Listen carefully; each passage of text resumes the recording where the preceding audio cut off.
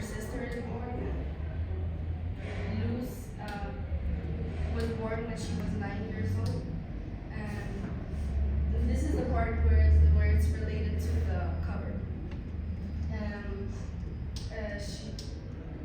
Gladys took care of her sister a lot, and she loved her. So while she was taking care of her, while her father was in the river, right, fishing.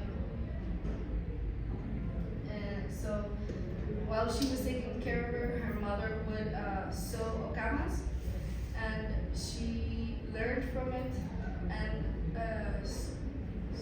and made her first okama, which was dedicated to her sister, which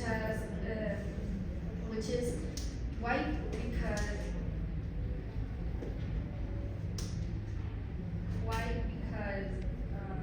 she wished for her peace, and yellow because she wished for her happiness, and the spiral means a path, so she wanted so that her mom and herself could guide a safe path for her sister. But then her mom and aunts started speaking in hushed tones about something that they would practice, they would perform on her little sister. And at the time she did not know, but since they were so secretive about it, she inquired and inquired tirelessly until she got an answer, and it was basically an assurance that her sister would stay pure when she grew up. But having believed what they said, she was excited when the time finally came and they would perform curación. So she sat beside her mother. She sat beside her mother while she brought out a blade and performed the incision. She started bleeding out, and she remembers the puddle of cries and blood, and it was a very harsh moment for her mother and herself. Her mother did not know what to do. It had not happened before, and hospitals were very far away because they were, right, I forgot to mention, they were in Rio San Juan. So yeah, she watched as her sister died slowly and painfully, and that what remained engraved on her brain as a very painful memory from FGM. And from there, after finally having heard of curación, what it was, seen it happen, she felt betrayed, and her beliefs suddenly changed because she wondered if Blanchissese and Karagavi truly loved them. Why would they order their women to kill each other? Why would they harm them, right? So she isolated herself and started rebelling, to sort of say it, which caused stress in her family because they had grown from all those beliefs of the culture, and the rage coming from their daughter was painful, to say the least.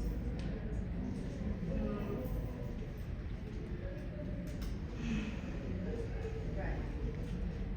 But then, well, she sort of tried to escape every event she could, every tradition, but there was one she could not escape, Paruka, which is basically a celebration of a welcoming of a girl's path to womanhood. When they get their period, this ritual is performed and they become an adult. And after that, answers finally came her way, and while while elaborating baskets, her aunt approached her and explained what the reason behind it. The main reason is that Karagabi holds the world in his hands, and a legend basically says that if a woman moves during coitus, but while he's passing the world from hand to hand, then the world will fall and it would all end. So basically, FGM was done so that they would not move during sex because it would be painful. Yeah, there are other reasons though, which were so that a penis wouldn't grow from the clitoris and that the woman wouldn't become lesbian. But the real reason though, the historical reason, was when the Spaniards came to conquer their land. Basically, they thought that women would be promiscuous, and they did FGM so that they would not cheat on their husbands. So after that explanation, she thought that, well, she felt ready to embrace her tradition and culture once again, but again, not forgetting the pain it had cost her. And then we move on to chapter 4, when she tells her story about getting married and the experience. Basically, she looked for a man in the community who had a Okama bracelet in his what? Their right arm. Shakira bracelet on their right arm. Which indicated that the guy was single. I mean, because if it's in the left arm, that means he's married. And so, well, she approached the guy after some tries and some searching, and well, she got married in 1981 when they were 23.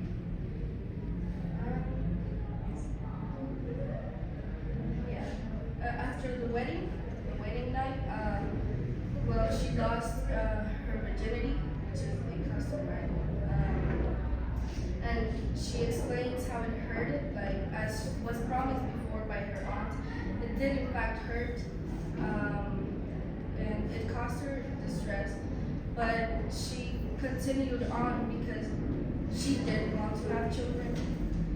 So even though it hurt, she kept trying and kept trying, resisting the pain. But that's still like a bad part. So, well, they grew, and she finally got impregnated. Yeah. She had a baby daughter. Ines. Let's just go there, Ines.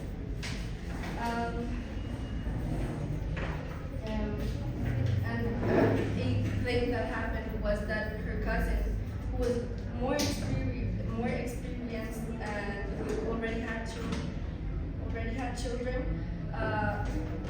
suggested that she perform FGM on her daughter again. Memories came flooding in because the trauma didn't leave, and the thought of losing her daughter was very painful, and she refused basically. She discussed it with her husband because he also had a say in the decision. So in the end, she explained what had happened, her story with FGM to her husband, and he agreed that it was a risk that they could take on. If they taught her the right values, to be loyal to her husband, and they were willing to have a a son. They were willing to have a lesbian daughter if that's what it meant to not lose her. And then she tells how from then on there was only a time while they were facing forced displacement, which is a big issue in the community, where she got close to a UTI, to sepsis, and she remembered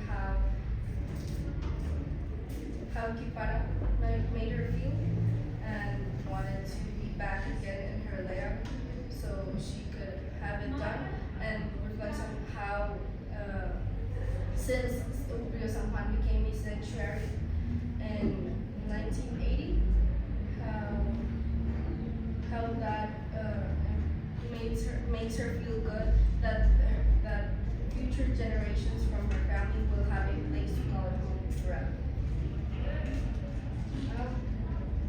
Then they conclude, and Juliana reflects on how her perspective changed, because even though she came open-minded to learn about it, she did not expect there to be so much to it, and she admits to have been a little bit judgmental, because to be honest, that's also how I came towards the issue.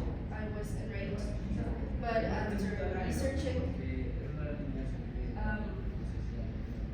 I also was like reflected, well, my reflections. I gave my reflection of the issue to Brianna, basically, and I don't know. I mean, we have to do something about it, because it's not right. We can't excuse it, but we also have to empathize and understand what's going on before we can do anything, because judgment is also makes the taboo grow bigger and makes the issue harder to resolve. And also here I said I listed like their values and how FGM comes into conflict with their ninth value, which is we must not take anyone's life. And by doing that, they sometimes kill someone. So in the end, it's an invitation to be more open-minded, to do more research about the issue, and not be so judgmental about it. Becoming aware of it, there it is. And the reflection, I mean, it's basically what I reflected on the book. We have to tackle this from an educational perspective rather than condemning them through the law. Because, as I said, like in the beginning, it can seem as how's it called?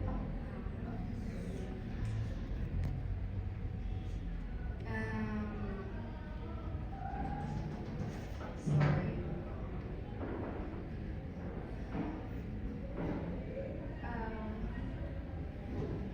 As if they were trying to force their values on me, right? Because they have grown apart and they're a different community with different beliefs. So, yeah, we have to try to teach them the dangers of it, how they can die, the health issues it comes with, the mental health issues it comes with, so that, as Juliana said in the book, they can make an informed decision whether to continue or not. I think learning their cosmology was very important in the process, because if I hadn't understand who Nachisese and Karagabi and who the Gaka were, then I wouldn't have been able to write it. So yeah.